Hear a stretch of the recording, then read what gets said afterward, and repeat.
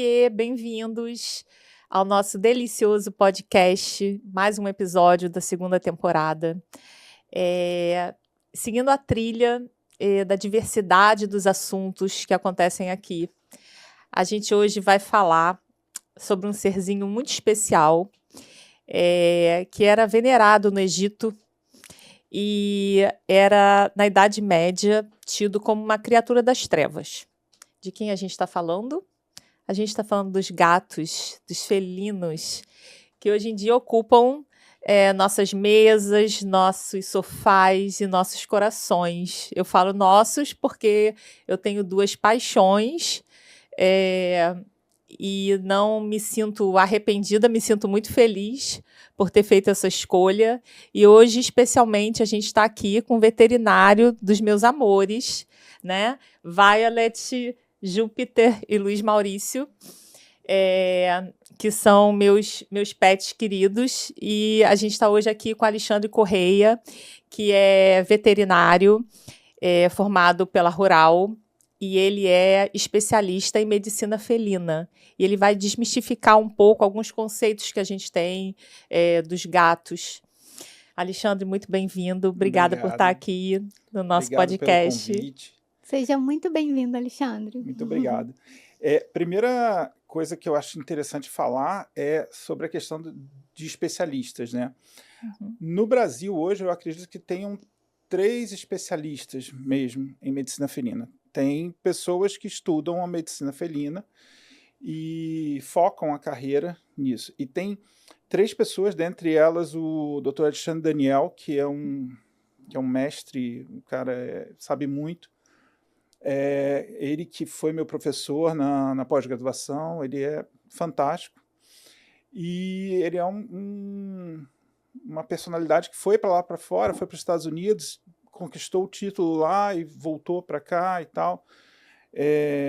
Mas o que diferencia você dele? Porque para mim você é uma pessoa que é especializada em gato. Sim, é que o título de especialidade, juridicamente, não é reconhecido assim. A gente não teve uma prova que eu tenha feito a prova, que eu tenha feito isso. Tem muita gente que se diz especialista em um monte de coisa, mas na verdade não é. Porque você tem que fazer a prova e tal. Não sabia que tinha isso. Tem isso. Legal. E para medicina felina não tem ainda, né?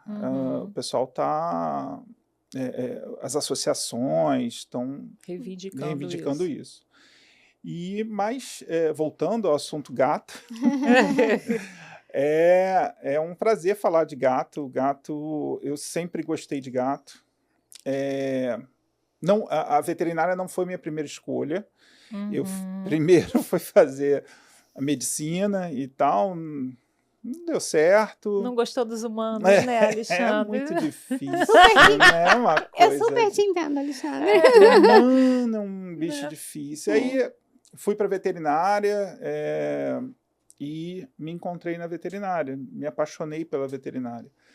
E assim, eu posso falar que eu era muito perdido nessa questão, quando eu era jovem, eu era muito perdido na questão do estudo mesmo. Eu era uma pessoa que eu vim descobrir muito depois que tem transtorno de déficit de atenção e tal, tem todas as comorbidades desse transtorno. E aí, quando eu encontrei a veterinária, fui meio que atropelado, porque às vezes a gente é puxado, né, por uma vocação que a gente nem sabe. Eu estava muito focado na medicina e tal, quando eu bati, falei... O que eu estou fazendo aqui e tal? Eu tive que sair. Mas coragem, né, Alexandre? Foi. Tem que ter muita coragem para Mas você largar um tava curso de fazendo medicina. Tava, já tinha 2 anos e pouco, e eu larguei e falei, o que eu vou fazer? Aí veio a possibilidade, ventilaram a ideia, vai fazer veterinária, que é uma medicina, só que vai lidar com outro objeto. Né? O objeto de paixão é outro. E aí fomos lá, fui fazer... E foi engraçado que tudo foi se ajeitando para eu ir para os gatos, né? Minha gata adoeceu, eu estava no primeiro período de veterinária, minha gata engoliu um LED de computador, que o meu irmão trabalhava com isso.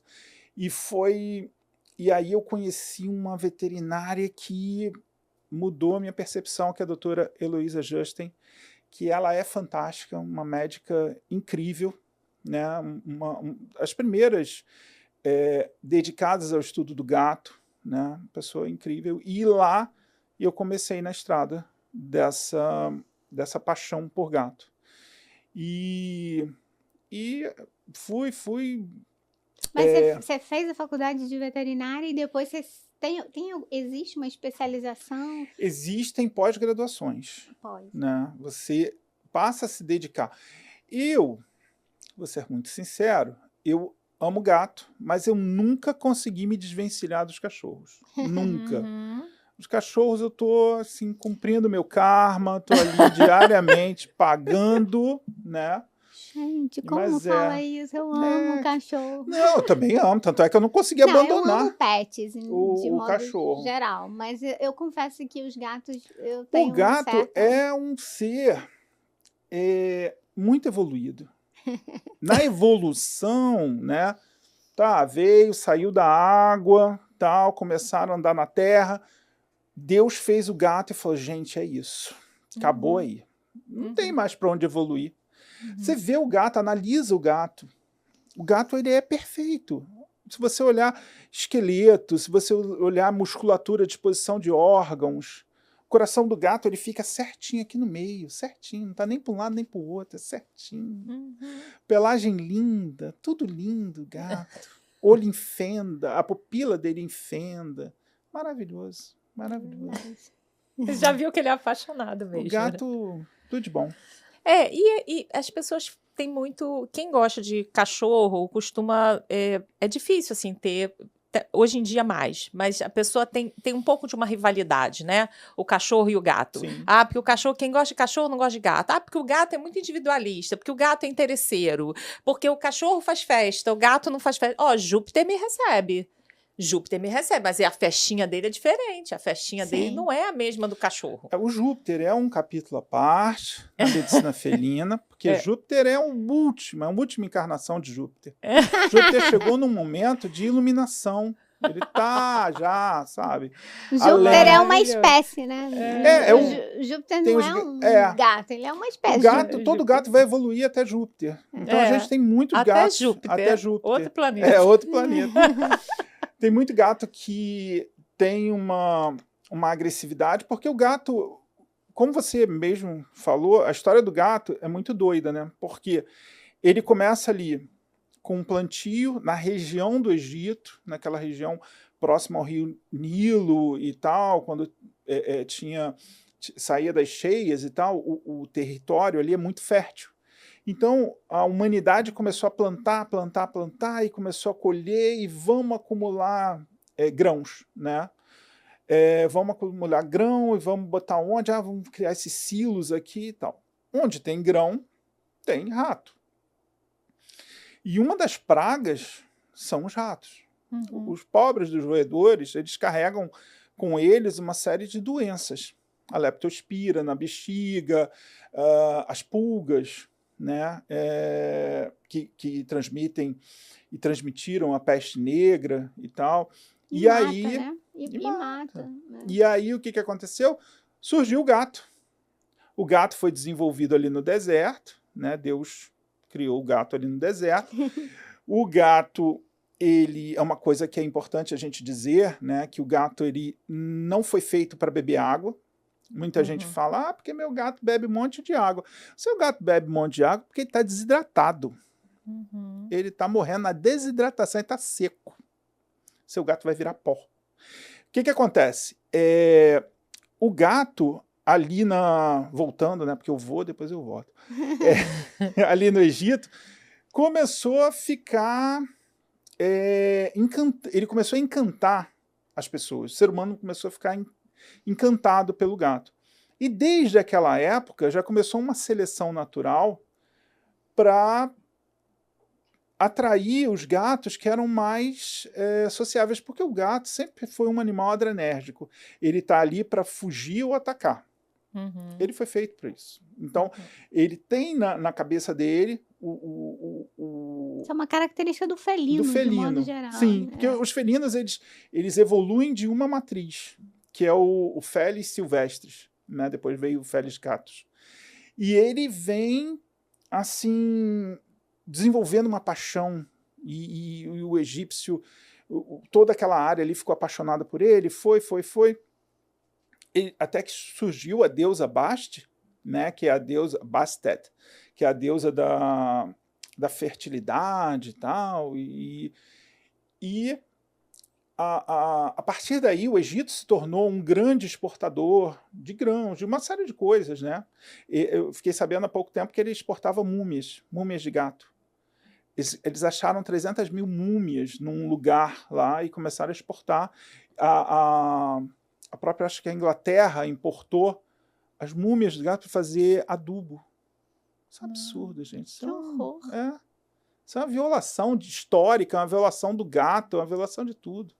Mas é isso. Aí evoluiu e tal, aí vieram os fenícios, né, com as navegações, aí levavam os gatos dentro essa história do gato comer peixe, isso é uma das primeiras fake news lançadas na época, né, porque as registradas pintavam ali o gato comendo peixe. O gato não come peixe, ele não foi feito para comer peixe. Não? Não. Olha só, não ele sabia foi feito para nada. comer rato, passarinho, inseto. Nem para beber leite, né? Nem para beber leite. É isso. Dá um leitinho pro gato. O humano não tinha que beber leite, o gato não tinha que beber leite, ninguém tinha que beber leite.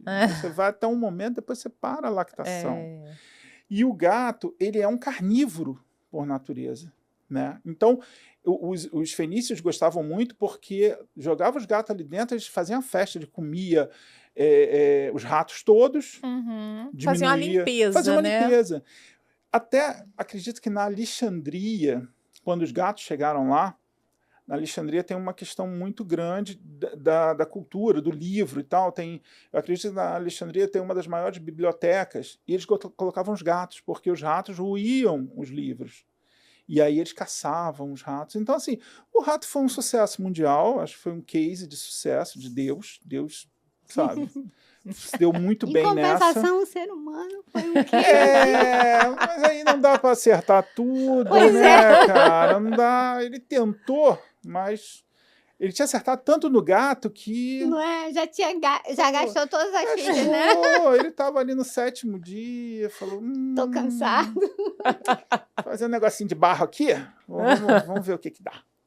E aí é isso. Aí o gato começou a ganhar o mundo, né? Ganhar o mundo e tal. E o gato é muito sedutor, né? O gato seduz. Ninguém é indiferente ao gato. Ou a pessoa tem aquela hialurofobia, né? Uma vez eu vi um relato, até do Alexandre Daniel mesmo, falando que a namorada de um amigo dele foi na casa dele e um gato subiu no colo dela. E ela ficou parada e só descia a lágrima aqui, ó. E ela paralisada, branca, sem sangue circulando, o coração só nos mínimos, quase chocada. Aí que ele veio e viu, não, tira do colo dela. Depois essa mulher adotou gato e viveu feliz para sempre, porque depois que um cérebro se abre ao gato... tá vendo, Andréia? Nunca mais ele volta. Você nunca mais... aí você adquire outro, e aí ainda bem que a gente conta com veterinários que orientam você a não pegar mais gatos, entendeu? Porque senão mas eu acho que não vou dar conta. Mas eu acho que a escolha entre gato e cachorro, né, do tutor, eu acho que tem muito a ver com a personalidade das pessoas, né? Eu acho que, assim, é porque o cachorro, como eu vejo o cachorro um bicho mais grudado, mais... Enfim, como eu vejo que as pessoas que gostam de gato têm um lado afetivo mais forte... eu acho que as pessoas são diferentes. Eu tenho 2 amigas, e a Bárbara... É que a Bárbara tem gato e cachorro, então ela sai um pouco desse... Ela tá num processo. A Bárbara tá evoluindo, ela tá lá. Mas ela já foi bem pior, já teve muito cachorro e tal, agora tá no gato, focada no gato. Mas as minhas amigas que têm gato, eu percebo que elas não são pessoas mimimi, sabe? Não são. E eu acho que essa é a personalidade do gato também. O gato não é de ficar de agarramento. O que eu observei até hoje em proprietário de gato, do proprietário raiz do gato, são pessoas extremamente detalhistas. Extremamente detalhistas. Eles chegam com um caderno né, que eu adoro caderno, mas eles chegaram com caderno. Mas, doutor, olha só, ali em 72, em 26 de janeiro, ele fez isso, isso, isso e tal. E eles vêm com relatos. E hoje em dia tem um negócio muito legal, que são os vídeos. Eles gravam os vídeos, porque tem algumas patologias que a gente não presencia. Por quê? Porque o gato, como ele vem daquela origem desértica, ele é um pequeno predador, ele pode virar uma presa com muita facilidade. Então, quando ele chega no consultório, ele vira outro bicho. Uhum. Ele fica só quieto. Se ele está sentindo muita dor, ele fica só quieto. Ele não faz nada, ele só fica quieto. Você não olha um animal morrendo ali, tipo cachorro. O cachorro chega para você morrendo. O cachorro ele não tem uma dignidade, sabe? Ele não tem essa questão da dignidade. É igual o ser humano. Olha isso. Igual o ser humano. Igual o ser humano, é ótimo. O ser humano chega Não, arrasado, por favor. Não faça isso com os cachorros. Aí o gato não, o gato chega ali pleno. O que foi? O que tá vendo? O que houve? Isso. Ele chega pleno. O Luiz, o Luiz é muito agitado, o Luiz Maurício é muito agitado, esse meu gato. E ele, quando chega lá, ele fica quieto, fica na dele. Alexandre faz tudo o que quer e ele tá ali. Ó, o Luiz Maurício é esse aqui do canto direito e o do meio é o Júpiter, né? Vamos dar nomes. E a Violet lá. Assim, como eu falei, eu não consegui sair dos cães. Todo mundo que fez pós-graduação comigo, hoje em dia só trabalha com gato. Tem gente que já está num outro plano, que já fez, só trabalha com gato e agora só trabalha com odonto de gato. Ou então só trabalha com imagem de gato. De gato. Né? E então, uma evolução. Mas eu não consegui. Não consegui, eu assumo, faço minha culpa. Mas assim, Alexandre, isso dos gatos serem mais independentes do que os cachorros, isso é mito ou é de fato uma verdade? O gato, ele tem uma conduta própria, ele é diferente do cão. Não dá para esperar que o gato seja um cão pequeno. O gato, ele tem um comportamento... Muito do gato é conduzido pelo que ele está cheirando. Essa questão adrenérgica dele conduz muito a vida dele. Só que o gato, quando ele se aproximou do humano, e gradativamente foi se aproximando cada vez mais, ele criou laços de afeto extremamente profundos.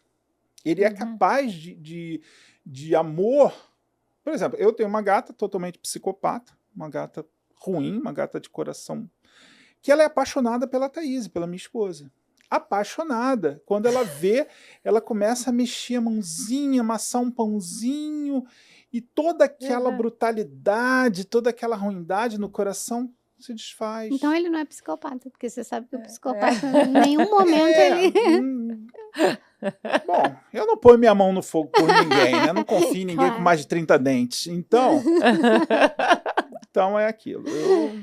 Mas então, isso dele ser mais independente, assim, porque na verdade não tem o hábito assim de levar para pet shop, para banho, né? Não é uma... O que acontece é que o gato é autolimpante. É uma questão muito mais moderna, né? De tipo de animal. Ele não depende disso, ele se autolimpa. Ele tem espículas na língua, ele fica penteando. Então ele consegue retirar até ectoparasitas. Mas isso não dá um cheiro ruim, não? Não. Pelo contrário. Não tem cheiro ruim. Pelo contrário. E essa questão de dar banho no gato, eu não sou a pessoa mais legal para falar, porque eu acho que isso estressa muito o gato. O gato, ele é regido muito pela questão límbica dele, cognitiva dele. Então, tem gato que adora tomar banho, porque foi desde filhotinho adestrado que aquilo é legal. Tem vídeos de gato que você coloca o gato deitado de barriga para cima, ele boia por causa do colchão de ar. Ok. Mas no dia a dia, não é para fazer isso, não é para dar banho. Não tem necessidade de dar banho num gato. É estressante. Nunca, nem uma vez por ano? Não, eu dou às vezes uma vez por ano. Ele não por ano? Ele não que gosta. Não tem essa necessidade. Não tem. Meu cachorro toma banho toda semana. Experimenta um gato. Da próxima, tu experimenta. Quando o teu partir, pega um gato, adota um gato, Você vai ver. O problema é o vício, né? Porque a gente começa a viciar e pega um, pega dois. Ah, eu não tenho dessa cor. Aí vai, pega, leva para casa. É uma coisa... É complicado. Mas eles são capazes de demonstrar afeto? Sim, sim, profundamente. Às vezes até... Tem gatos mais chatos que cachorros. Uhum. Eles são... Depende do gato. Mas tem gato que, dependendo depende muito também do que ele viveu na fase fetal. Porque tem gatas que são tão maltratadas enquanto estão gestando que produzem uma quantidade tão grande de adrenalina, porque elas estão fugindo, elas estão... que aquilo acaba impressionando a adrenal do filhotinho, do feto. Pode, isso aí é uma coisa que pode acontecer. E esses gatos, eles já nascem se defendendo do mundo. Já nascem. Você tem gatos que são extremamente barra pesada em se defender do mundo.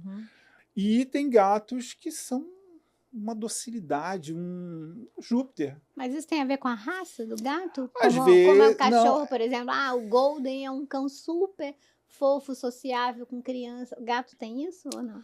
Algumas raças de gatos são mais sociáveis, né? Mas eu lido, 95% dos meus clientes são SRD, né? São pelo curto brasileiro, são vira-latinhas. O Luiz Maurício. E assim, são... A maior parte deles são docíssimos, são criaturas maravilhosas, são, sabe? Tem muita raça que é muito fofa, como tem muita raça que é mais barra pesada. O Bengal, né, tem um... Me fugiu agora o nome dele, que é... Ele parece uma onça, o bicho. Ele é criado, né? E não se diz domesticado. O termo domesticado para gato não é um termo muito apropriado, porque ele não passou pela fase do cachorro. O homem surgiu o primeiro cachorro, eles deram match e viveram. Nunca mais eles se largaram, porque o cachorro ele protegia o homem alimentava o cachorro e a vida seguiu. O gato não, o gato viveu uma época... E aí chegou o cristianismo, o catolicismo, que começou a demonizar os símbolos pagãos. O gato era um símbolo pagão para o cristianismo e acabou aí. Acabou aí. O gato foi demonizado. O gato... Qualquer mulher de 13 anos que não queria casar, se reproduzir, ter um homem mandando, espancando, fazendo, acontecendo, usando como objeto, era vista como bruxa. Ela era relegada ou jogada na floresta, para quem o pai não matava e tal, ela era jogada na floresta e ela vivia ali.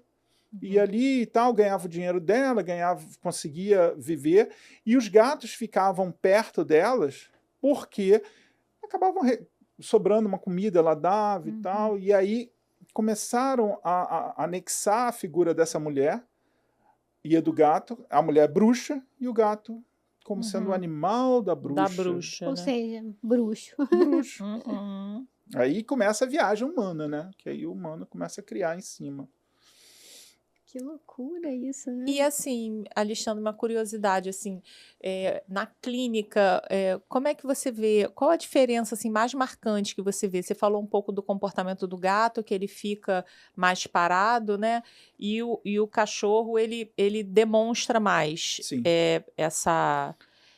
O cachorro, ele demonstra tudo, né? Ele não tem que fingir. Então, ele demonstra tudo. Se ele tá chateado, ele vai avançar. Se ele tá com medo, ele fica na dele.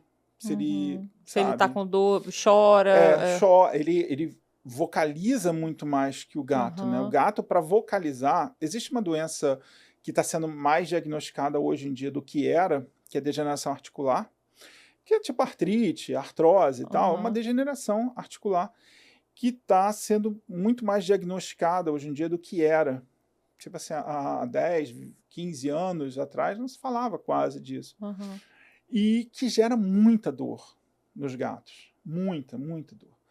E que é subdiagnosticada porque ele não verbaliza. O que ele faz? Às vezes, o Júpiter sobe do chão para uma superfície mais alta, num salto só. E aí você começa a observar que ele sobe numa poltrona, depois ele sobe em outro lugar para subir na mesa. Ele começa a dar saltos menores. E isso já começa, isso já é um indício, né? Já tem que ligar o alerta. Tem que ligar o alerta para questão. O gato sofre muito com a própria condição dele, né? Hoje em dia os gatos morrem muito mais de problema renal do que qualquer outra questão. O problema renal... Por conta da ingesta hídrica, que é por causa pequena. da ingesta hídrica. Porque ele não bebe água, é isso? Em vez... O que aconteceu? Criaram... o gato começou a viver mais com o humano e tal, e aí vamos alimentar o gato. Aí, antigamente, se alimentava com mais resto de comida e tal, carne, sempre focando que o gato é um animal, é um carnívoro estrito. Não tem essa de igual o cachorro que evoluiu para ser onívoro, né? O gato, ele depende de aminoácidos que só tem na carne. Então você precisa da taurina, ele precisa de uma série de aminoácidos que só tem na carne. E o cachorro não, o cachorro ele vive de outras fontes e tal. Tanto é que o gato, ele faz lipidose hepática com muita facilidade. Se um gato passa 2, 3 dias sem se alimentar, ele já começa a ter o afluxo de gordura para os hepatócitos, e o hepatócito perde a função dele, porque as organelas ficam todas vítimas assim nos cantos da célula. E aí os canalículos biliares se deformam, e aí dá todo mundo. Os hepatócitos são células do fígado. Que tô... Hepatócito é a unidade ali de função. Dá para traduzir para os leigos? É a unidade de função do fígado. Tipo, o néfron é a unidade de formação do rim. E o hepatócito fica ali com 1 bilhão de funções, porque o hepatócito funciona muita coisa. E quando, como um mecanismo de defesa, o gato parou de comer, vai um monte de gordura para dentro daquele hepatócito. Então, o citoplasma, né, aquele líquido que fica dentro da célula, ele é totalmente substituído por gordura. E as funções hepáticas, a função de coagulação, de produzir fatores de coagulação, de depurar, de transformar moléculas que são lipossolúveis em hidrossolúveis, tudo isso acabou. E aí o gato começa a... E isso tem que ser revertido pela alimentação, né? Então você começa a administrar substâncias para reverter esse quadro, né? E ao mesmo tempo alimentar esse gato. E aí... E rezar, né? Sempre a oração e a missa todo domingo, eu acho importante, porque tem muito veterinário que não vai à missa todo domingo, então isso... Aí chega um shunt porto-sistêmico, uma hérnia no cérebro e tal, e não sabe por quê. Por que acontece? Não sabe porque não vai numa missa. Não reza um Pai Nosso. Concordo. É isso. E castração? Gato é castrado? E qual a importância? Bom, o que acontece? A gente mora num Brasil que, infelizmente, é um país ainda com grandes desafios, né, de vencer enormes desafios. A maior parte da população é uma população que sofre com restrições orçamentárias e tal. Então a gente não tem grana para dar o cuidado que os gatos merecem, alimentação mesmo. Então a recomendação que eu dou sempre é castrar. Tem que castrar. Porque a questão do cio é uma questão que tem muito colega que discorda, que não tem que castrar, que isso é uma violência, que isso é uma coisa horrorosa. Mas eu, como sou eu que estou sendo entrevistado aqui, vou dar a minha opinião, que tem que castrar. Tem que castrar por causa de segurança, de formação de neoplasias, de tumores e tal, de uma série de coisas, e até mesmo da linearidade da imunidade. Que o animal, quando ele entra no cio, a gata, né, quando entra no cio, isso é importante. ela mergulha numa supressão imunológica. Por quê? Porque para se reproduzir você tem que ser imunossuprimida. Nenhum espermatozoide vai entrar ali, que é uma célula super estranha, né, de boa, com a imunidade bombando, e vai entrar num óvulo, fecundar, precisa de uma imunossupressão. E nessa imunossupressão as coisas acontecem, né? Então aí o pessoal que está ali de oportunista, bactéria, as bactérias são as maiores oportunistas, vírus, né? Os gatos, eles foram brindados, brindados mesmo, com vírus extremamente cruéis. Né? Então, a gente sempre fala, eu tenho um grande amigo chamado Carlos Gabriel, que é um mega veterinário de gatos, ele, sabe, uma inspiração, um cara extremamente engraçado, um gênio. Ele fala muito sobre, ele criou a hashtag #MiautTestou. Todo gato precisa ser testado, todo gato. E não só uma vez, ele precisa ser testado ao longo da vida. Quando você diz testado, é o quê? Testar contra AIDS e leucemia felina. Existe uma AIDS, uma síndrome de imunodeficiência adquirida, específica de felinos, não passa para o humano, não tem. Só é Sim, uma. antes que cause Antes que cause um furor. Né? É uma doença só semelhante ali, mas ela precisa ser testada. Todo gato precisa ter um teste mostrando, olha, não tem a doença. Porque no teste você vê uma proteína chamada P27, que é uma proteína do vírus da FeLV, tá? Então ele mostra o vírus ali, e o outro mostra a imunoglobulina que foi produzida por resposta à presença do vírus da AIDS. Então, é um teste simples, é um teste que está barateando e tal, e que todo gato tem que fazer. Mas gatos que têm contato com outros gatos. Por exemplo, os meus gatos, eles só vivem em casa, eles não têm contato com nada. Se então, eles fizeram um teste, eles já deram fizeram negativo, acabou. Não mudou a rotina, não é uma... Mas pega no ar? Eles pegam? Não. A FeLV, ela é transmitida pela saliva, basicamente. Você pode ter outros meios de transmissão, mas o grosso mesmo ali, estatisticamente, a maior quantidade é pela saliva. Então, muitas pessoas falam que a FeLV é a doença do gato carinhoso. Um gato fica lambendo o outro e transmitindo, porque o último local onde ela é eliminada é na saliva. E numa concentração muito alta. No outro dia eu vi um exame, eu vi esse exame, foi mostrado, não sei quantos quadrilhões de cópias, eu nem sabia que poderia contar isso num exame. Eu já vi milhões de cópias, bilhões de cópias, mas é muita quantidade de vírus. O vírus da FeLV é um dos vírus mais inteligentes que existem, ele entra na célula, ele vai no núcleo, ele é um RNA, ele consegue se transformar num DNA vírus e se esconder no meio do DNA. E aí acabou para o gato. Ele vai nas células que têm maior reprodução e acabou para o gato, que são os leucócitos, né? E não tem cura, né? Não tem cura. Não, mas tem controle? Tem controle. Tem controle, mas é ruim, né? É ruim. Assim... Tudo hoje em dia para o gato, por exemplo, tinha uma doença chamada PIF. Tem uma doença chamada PIF, causada por um coronavírus entérico, que sofre uma mutação e com condições específicas e acaba atacando, gerando a peritonite infecciosa felina. Era uma doença que pegou, morreu. Vai morrer.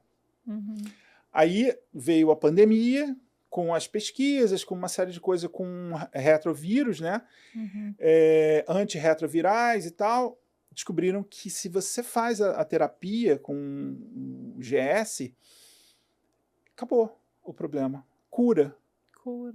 Salva. Animais com problemas, crises neurológicas absurdas, tendo convulsão uma atrás da outra. Animal, porque como ela estimula muito o sistema imune, o animal perde muita proteína, porque forma muito imunocomplexo, forma muita coisa.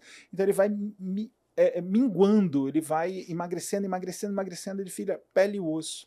E tem as convulsões, e tem uma barriga enorme, porque forma uma ascite, que é a PIF efusiva, você tem a PIF seca, a PIF efusiva.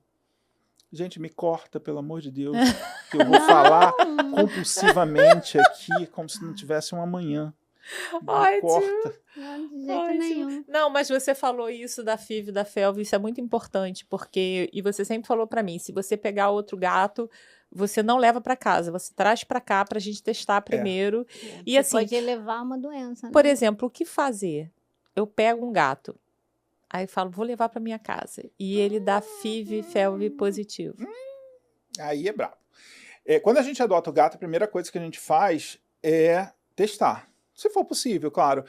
Teve uma senhora que eu conversei há uns tempos atrás, que ela estava no centro da cidade e estava caindo, e estava armando um temporal, veio um filhotinho de gato amarelo, grudou na perna dela e foi chovendo, foi subindo a água, ele foi subindo, e ela, apaixonada por gato, o que ela fez? Pegou, botou dentro da bolsa e veio embora. Só que não testou. E ele, FeLV, positivo. E ela misturou com os outros. A grande sorte dela é que os outros gatos olharam para aquilo, vomitaram algumas vezes de nojo do gato novo que chegou e nunca mais tocaram no gato. Porque eles vomitam de nojo? Uma figura de linguagem. Tá. De novo. É porque os gatos, eles têm essa questão. Quando eles não gostam mesmo. Então, eles nunca tocaram. Então, se o gato passasse a fazer o... E pronto. Acabou. Dá aquele sinal, não chega perto, não fala comigo, não olha para mim. E é isso. E seguiu a vida. E aí os outros não pegaram. Não pegaram porque ela teve essa sorte. Mas poderiam ter pego porque eles bebiam água no mesmo pote. Pois é. A saliva está ali presente. Aí não tiveram, a gente testou os outros. Aí a gente tem alguns testes. A gente tem o POC test, né, que é o SNAP, que a gente faz, que ali tem um resultado em 10 minutos. E a gente tem os PCRs, tanto qualitativo quanto quantitativo. Esse teste rápido é no sangue também? No sangue também. Aí a gente testa e tem o resultado rapidinho ali. O que eu tenho mais certeza é quando é a FeLV. A FIV também, mas a FeLV dá mais certeza porque ele trabalha com uma proteína do vírus, que é a P27. Então ela aparece ali gritando para você. Então tem um vírus ali. Né? E a FIV é de aparecer na hora? Então tem que fazer... É importante fazer para todo mundo é importante fazer o se teste tiver mais... condição, faz PCR e faz imunoglobulina. Para tudo. Que é brabo. E quando você recebe um gato, é que você já está muito acostumado, né? Mas quando você recebe um gato, eles normalmente se deixam ser examinados? O gato, ele tem uma paciência curta, né? Então, ele tem uma paciência muito curta. Eu acho que eu sou gato. Sou gato. Ele odeia esperar. Então, pegando esse gancho que você perguntou, o que acontece? A população de gatos, hoje em dia, no Brasil, ela está crescendo de animais adotados. Então, está crescendo quase que muito mais do que o cachorro. Tá? Então, pesquisas mostram que em 2020 ia haver essa mudança. Né? Os gatos iam ser muito mais adotados que os cães e tal. Mas como teve a pandemia, atrapalhou esse processo. Agora, nos Estados Unidos, de 90 para 2000, foi essa mudança, né? E as empresas assim, o mercado pet, ele mobilizava bilhões por ano, eram bilhões. Então as empresas começaram a ver quem é o animal que tem, qual a maior quantidade de animais nas casas. Aí fizeram um censo pago pelas empresas particulares, né? E viram que eram os gatos nos Estados Unidos. Aí tá. Aí a outra pesquisa. Quantas vezes você leva no veterinário por ano? Eu não levo no veterinário. Mas por que o senhor não leva no veterinário? Porque meu gato não gosta de ir no veterinário. Ele não gosta de veterinário. Aí tá. Aí foram pesquisar por que o gato não gostava de veterinário. E as cenas foram dantescas. Foram cenas absurdas de veterinário dando 18 injeções no gato, furando 18 vezes para dar uma vacina. Veterinário com pulsar. Era uma coisa dantesca, era uma coisa horrorosa, uma coisa... Horror, né? Sabe? Gente, mas por que isso? Porque não falta sabia. De técnica, falta de tudo, falta de Deus na vida. Aí o que acontece? Aí daí em diante foi cunhado, né, o termo cat friendly, né? E aí as coisas começaram a mudar. Por quê? Cara, a grana move tudo nos Estados Unidos e em vários lugares. Então, se o que está atrapalhando o gato vir na minha clínica é o modo como eu lido com esse gato, porque eu tenho um paciente que é adrenérgico e ele quer atacar ou fugir, eu tenho que tornar a experiência o mais atrativa possível. Então, primeira coisa, ele não pode ficar esperando na recepção. Não pode chegar, porque vai chegar um cachorro asqueroso, com bafo nojento, vai lá cheirar o pobre do gato. Que já está estressado, que está dentro da caixinha, saiu da casa, a gente não pode. Ai, Alexandre, isso é verdade, assim, o gato gosta da casa, o cachorro gosta do dono. Não. Gatos, claro que eles vão gostar do ambiente, mas muitos gatos, a maior parte dos gatos, eles desenvolvem laços profundos com o ser humano. Ele se apaixona mesmo por ser humano. Eu tive uma gata que me odiava profundamente, eu acho que o problema sou eu mesmo, né? Que era a Malu. Malu me odiava. Era uma gata tricolor. E ela amava o meu irmão mais novo, sabe? Era Deus no céu e meu irmão na terra. Ela subia nele, aí massageava e tal. Porque eu dava banho. Era época de trevas, né? Eu não sabia nada naquela época. Então, entendi. eu dava banho, eu dava injeção, eu dava isso, dava aquilo outro. Então, dava vermífugo. Aí ela não gostava. Ela me odiava. E amava o meu irmão. Meu irmão mais novo. Eu não posso falar muito, porque assim, Júpiter, quando eu viajei e fiquei um tempo fora, ele ficou de mal comigo. Sim. Eu cheguei em casa, ele ficou um tempo, eu fazia carinho dele, ele fugia, ele não vinha dormir comigo, ele ficou de mal comigo. Os gatos fogem mais do que cachorro, né? Não, de visitas sim. Fugir de casa. Fugir de casa. Assim, acontece, tá? Mas o grande problema da fuga de casa nos gatos é uma síndrome chamada síndrome das alturas, né? Isso é o grande problema dos gatos. Porque o gato, ele não dominou o mundo ainda, porque tem essas pequenas coisinhas que ele está adaptando. Por exemplo, passou uma borboleta. A janela está aberta, não importa se ele está no primeiro andar ou se ele está no 20º. Ele vai pular. Lá nos Estados Unidos, como eles têm muita grana para pesquisa e tal, durante a década de 90, eles fizeram estatísticas nas clínicas veterinárias, ali em Manhattan e tal, qual seria a altura ideal para o gato cair. Qual o dano seria?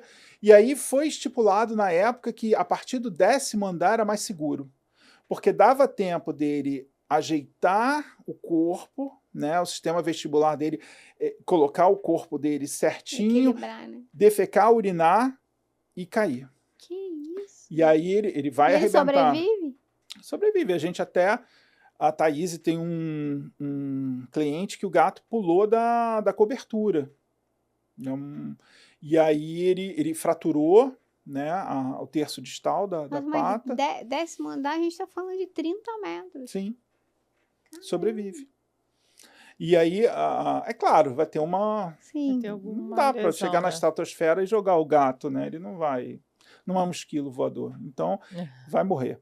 O que acontece é que eles fizeram esses testes lá e isso embasa a nossa orientação de telar todos os apartamentos. Porque, por exemplo, na Ilha do Governador, onde eu moro, os apartamentos só têm 3 andares por causa do aeroporto e tal. Então, o que eles ordenam lá é que tenha no máximo um gabarito máximo de 3 andares. Então, o gato que cai do 3º andar, ele se quebra muito. Ele rompe o palato duro. Aí você tem que suturar o palato. Ele rompe, às vezes, lobos pulmonares, às vezes rompe o diafragma. Bexiga é uma terça-feira romper bexiga. Então, você acha que a fuga tá ligada a ele se distrair com alguma coisa?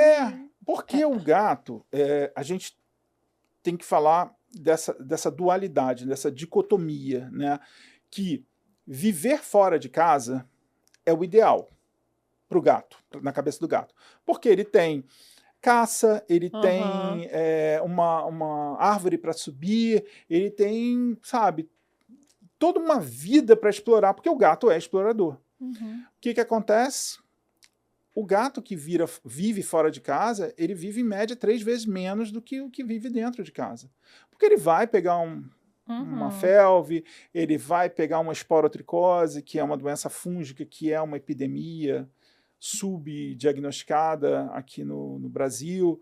Ele vai ser atropelado, ele vai ser apedrejado, ele vai ser caçado por outros predadores grandes, ele vai morrer, tá? Ele vai morrer. Então, o gato, dentro de casa, ele está muito mais seguro, ele vive uma vida muito melhor, ele dura muito mais tempo. Mas é uma vida chata. Para o gato é chato. Então, por isso, a necessidade de gatificação. E, às vezes, ele foge porque a vida dele dentro de casa está muito chata. Ele quer explorar, ele Quer quer... explorar, né? É do instinto do animal Do instinto, também. é. E essa questão da esporotricose, né? Agora você falou, eu lembrei, né? Eu Uhum. tive um caso recente, 3 pacientes minhas com esporotricose. E uma já estão há mais de 1 ano tratando. É uma doença séria, né? Dermatológica e que é muito ruim de cuidar, né? E é dolorosa também. E fica na arranhadura, é na arranhadura do gato, porque o fungo fica na pata, é isso? O Nas unhas? Sporotrix, né, que é o fungo, você tem alguns tipos, né, de Sporotrix, mas o Sporotrix, ele é uma doença, a esporotricose, né, ele é o fungo, a esporotricose é a doença, ela surgiu com os jardineiros, que se espetavam no espinho da rosa. Então, o fungo, o Sporotrix, ele é dimórfico, é um fungo, ele é telúrico, então ele está na terra, e ele é dimórfico, ele tem uma forma com esporos e uma forma tipo celular, né, em cocos, assim, né, ele parece um 8. E quando ele está no subcutâneo, ele tem essa forma, né, no ambiente, na terra, ele tem hifas, ele parece uma plantinha mesmo, trocando em miúdos. E quando ele é inoculado pela unha do gato, ou pelo dente, mas é mais comum pela unha, porque o gato arranha e tal, ele vive muito na unha do gato. Aí se o gato arranha, e se ele tiver, não é toda a arranhadura que vai, senão eu seria uma esporotricose, né, inteira. E ela deixa cicatrizes. Quando, ali, em 1912, quando eu comecei a veterinária, eu trabalhava numa clínica lá no interior de Caxias. E aí pegaram um gato, e o gato tinha uma lesão e tal, e a funcionária da clínica começou a tratar esse gato. E começou a tratar e tal, isso tem muitos anos, eu não lembro, mas ela começou com lesões em rosário, né? Começou com úlceras, e eram úlceras horríveis, era muito feio a lesão, né? E depois eu saí desse lugar, fui para outros lugares e tal, e nunca mais tive notícia, mas eu lembro do braço dela, né, com as lesões e tal. Depois... essa minha paciente, ela tá com lesões bem feias, a outra, ela teve uma pequena lesão. Aí ela chegou e falou, eu tô passando Nebacetim, doutora Bárbara, isso não tá curando? Aí eu sabia que ela tinha gato, aí eu olhei e falei assim, isso é esporotricose. Por quê? Porque ela falou dos gânglios. Ela falou assim, eu tô com os gânglios aqui. Sim. Aí eu palpei e vi aquela lesãozinha, eu falei, isso é esporotricose. Não, a médica falou que a dermatologista falou que era uma bactéria, não sei o que. Eu falei, não é não. Aí você sabe que ela acabou correndo atrás e conseguiu fazer o diagnóstico, fechou o diagnóstico. Depois ela achou uma foto dela que tá com a arranhadura do gato, exatamente no local da lesão. Tem muitos anos isso também, foi no final de ano, eu comecei a sentir uma dor aqui, e ficou tipo uma espinha. E achei esquisito aquilo e tal, aí fui no dermato. Mas eu já cheguei no dermato meio... Amigo, olha só, é a esporotricose, vamos encarar os fatos e tal, vamos lidar com a realidade. Aí ele falou, não é. Falei, olha só, eu já estou tomando cefalexina de 6 horas, 1 grama, já 72 horas. Se fosse bactéria, Já tinha resolvido. Aí ele, não, cara, para com isso, vamos mantém isso aí, faz umas compressas, passa um clorexidine, vai ficar tudo bem. Aí eu, tá bom, então. Aí saí de lá, fui para outro médico. Eu fui para Fiocruz, Fundação Oswaldo Cruz. Conheci muita gente interessante lá, né? Pessoas que perderam dedos das mãos, que coitado, por não ter esse diagnóstico. O que ia acontecer isso comigo? Porque se eu não sou veterinário, se eu não tenho um conhecimento, você não sabe. Ia crescer e perder os dedos, porque muita gente perde pedaços. Né? E conheci várias histórias, porque eu fiquei numa fila enorme, mas tive um atendimento maravilhoso na Fiocruz. A Fiocruz é fantástica. Foi lá que a minha paciente também fechou o diagnóstico. A Fiocruz é um Brasil que deu certo. Lá é verdade. maravilhoso. Maravilhoso. Falou tudo, porque realmente a Fiocruz é encantadora. E uma dica, assim, para quem quis, sei lá, quem quer comprar ou adotar. Eu não testar, vou ser né? super sincero, eu não sou muito a favor de compra de animais. Eu também não. Eu também não Falou sou. que tem o exótico. Exótico é o quê? É a raça? É a raça É um gato maravilhoso. Mas tem tanto animal abandonado. Que ele é tem exótico mesmo. Ele é um parente do persa, né? Ele vem da mesma verdade. do persa. Mas não é um persa. Né? Olha que patinha maravilhosa. Ele é lindo, linda, é fantástico. Né? E então a dica que eu dou é adote, né? Teste. Pegou, testa. Esperou 6 semanas, testa de novo. Ou 2 semanas você faz o PCR. Tá? Por quê? Se você pegou e deu negativo, pode ser que ele tenha contraído a doença naquele dia. Então ele só vai responder, só vai produzir alguma coisa daqui a 6 semanas no SNAP, no POC test, ou então no PCR em 2 semanas. Então teste, reteste, vai testando, porque é importantíssimo, fundamental. E para cuidados assim em casa? Quais os cuidados que são mais importantes com o gato? Então, o gato ele precisa de ração úmida. A ração úmida é o rato enlatado. Então, o gato foi desenvolvido para comer água e não beber água. Então, se você puder alimentar o seu gato com ração úmida, excelente. Tá? A ração úmida tem 70% de água nela. Né? E isso é fundamental para o gatinho. A ração seca tem em torno de 5% de água. Então, já pensou um gato que só come ração seca? É bem complicado. Mas aí você só coloca uma aguinha para ficar... Não, ele vem no sachê. Sachê. Aqueles sachêzinhos. Sachêzinhos. E tem lata também. Tal. Espalhar potes de água de boca larga, né, pela casa. Tem algumas pessoas falam que é bom ter água que reflita o gato, que o gato gosta de beber água vendo a própria imagem. Achei meio narcísico isso, mas não posso confirmar essa informação. Mas espalha a água pela casa, pote de água, fonte. Tem uma lenda sobre fontes.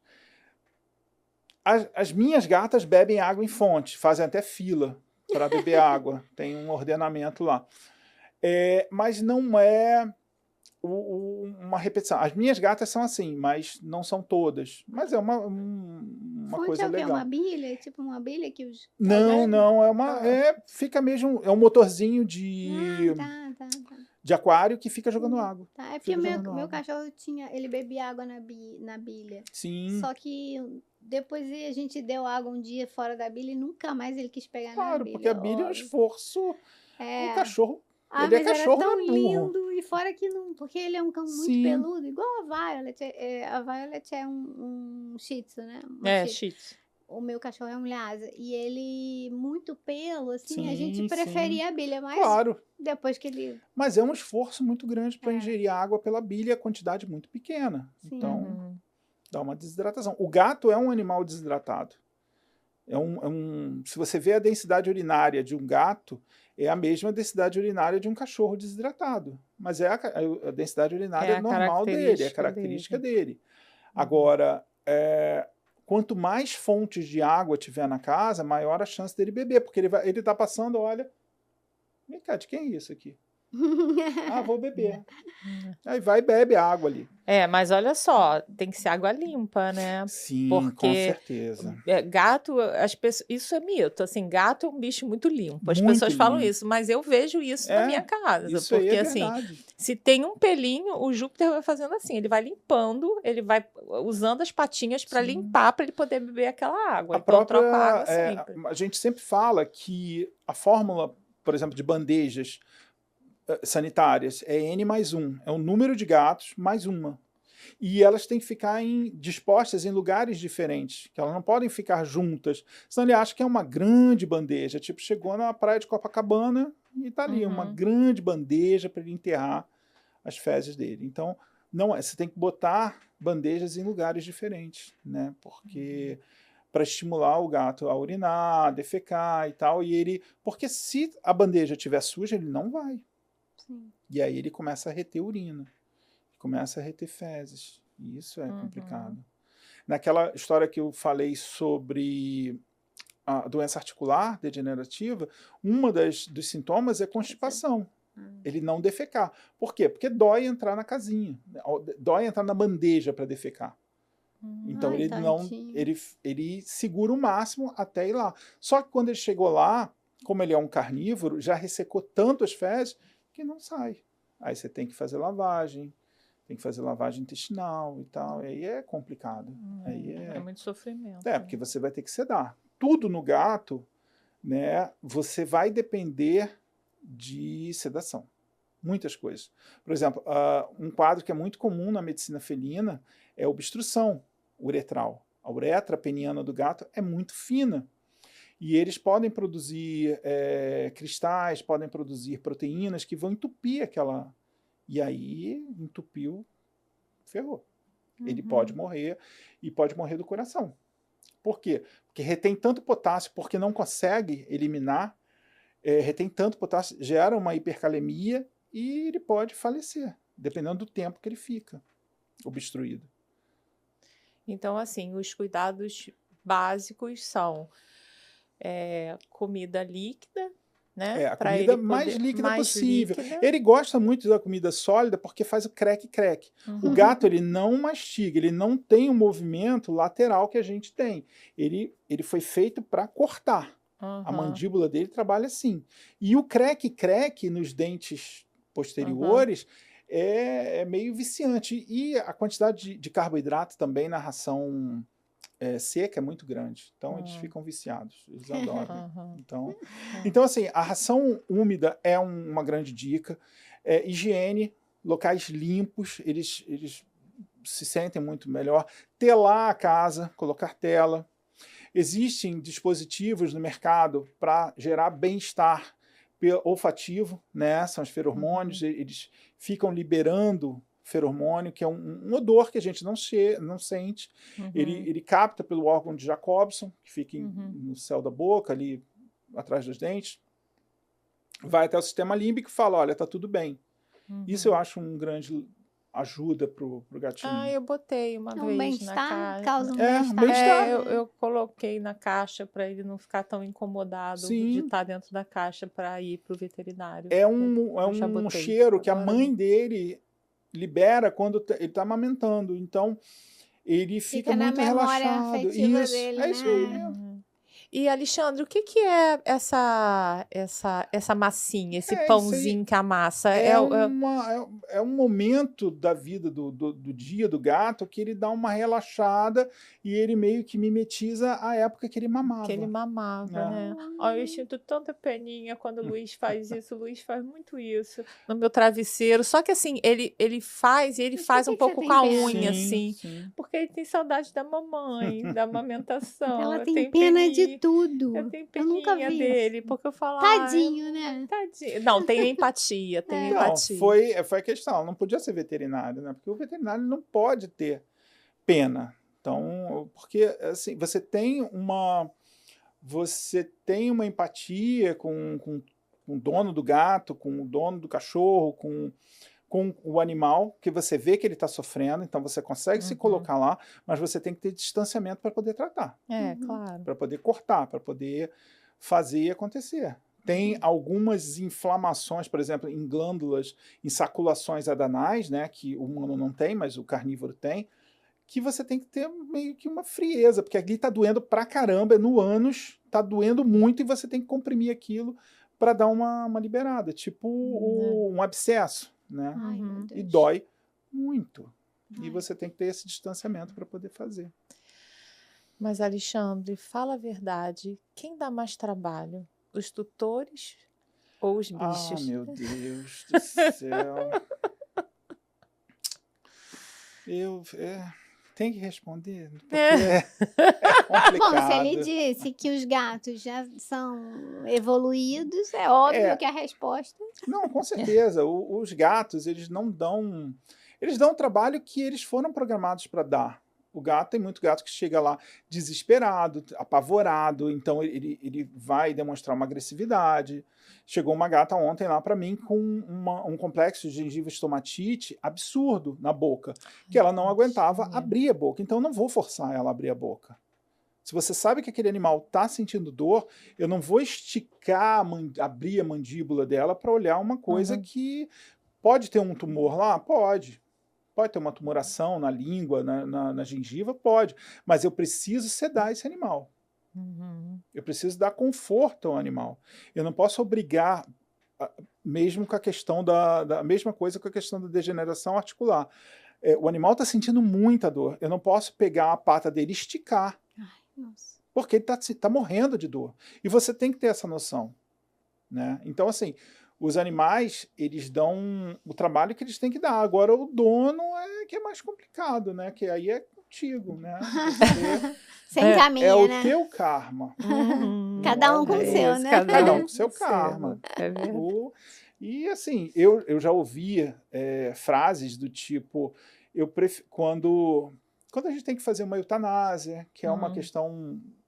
Nossa, é um ato... É uma prerrogativa do médico veterinário fazer eutanásia.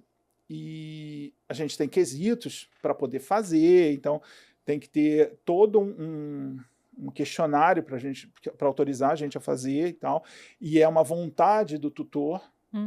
A gente não faz, eu vou fazer porque eu sou veterinário. Não existe isso. Quem faz a eutanásia, quem pede é o tutor. E é um ato de amor muito grande, a eutanásia, porque você deixa ir. Né? É um momento pesado para o veterinário e é um momento muito pesado também para o tutor, né? Mas eu já ouvi a frase: eu preferia que meu filho morresse do que meu gato. Isso aí eu já ouvi mais de uma vez. Depende do filho que a pessoa tem, né? Às vezes é uma pessoa muito ruim e a mulher preferia que não dá aquele amor, aquela atenção que o gato dá. Verdade. Então, enfim. Olha, Alexandre, eu adorei. Você tirou suas dúvidas sobre gato? Você está até pensando em adotar um agora. Agora ela vai. Mesmo? Então, eu também sou a favor da adoção. Eu comprei 2 animais e adotei 2 para a conta ficar, entendeu? Para eu me redimir, né? Disso. Mas um deles fugiu, né? O Milk fugiu, então agora eu tenho 2 bichos comprados e um adotado. Assim, eu não sou contra que compre. Não é isso. Porque às vezes a pessoa quer comprar, tem um sonho de vida de ter um corgi, né? Um corgi, aquele cachorrinho da rainha. Da rainha. Eu gosto. Eu tenho um cliente lá que comprou. E assim, a bichinha é linda, maravilhosa. Mas assim, frente à realidade de pobreza, de tantos animais abandonados sofrendo, você poder dar. Então, eu defendo muito a causa da adoção do animal. Para tirar aquele animal daquele sofrimento. Sem dúvida. Né? Alexandre, queria te agradecer muito por você ter vindo aqui. Gostei bastante de você falar com esse seu jeito engraçado sobre as coisas que eu já conhecia. Alexandre trabalha na Mivete, na Ilha do Governador. que é um bairro aqui do Rio de Janeiro, e trabalha com a esposa dele, que é a Thaís, uma veterinária também maravilhosa. E assim, eles formam uma dupla incrível, assim. A Thaís é mais dos cachorros e ele é mais dos gatos. Legal, Então, né? Porque aí vocês se A dividem, Thaís né? é uma pessoa que tem uma paixão por animais muito grande. Eu estudo mais os gatos, mas a Thaís ela é apaixonada por animais. É a pessoa que tem um amor mais profundo que eu já conheci por animais, é a Thaís. Ela, sabe, ela tira a roupa do corpo pelos tanto animais. que todos aqueles resgatados que aparecem na clínica temos são da muito Thaís. Resgatados da Thaís. Da Thaís, é Creuza, isso. a Bibi Perigosa, a Brícia, a que Atena. Ela São todas da é Thaís. incrível mesmo, ela é Ela incrível. E eu queria agradecer a você e a vocês dois, né, que são os queridos, assim, que cuidam dos meus pets. Obrigada pela sua participação. Eu que agradeço, foi um prazer estar aqui. Foi maravilhoso. Falando do que você gosta, né? E estou à disposição. Quando precisar, Tá quiser ótimo. conversar. Obrigada. Tá bom? Gente, a gente encerra aqui mais um podcast. Espero que vocês tenham gostado, tirado suas dúvidas. Mais dúvidas vocês podem perguntar lá no YouTube mesmo ou no Instagram, que a gente está à disposição para responder. Tá bom? Até a próxima. Tchau, Tchau, tchau. gente.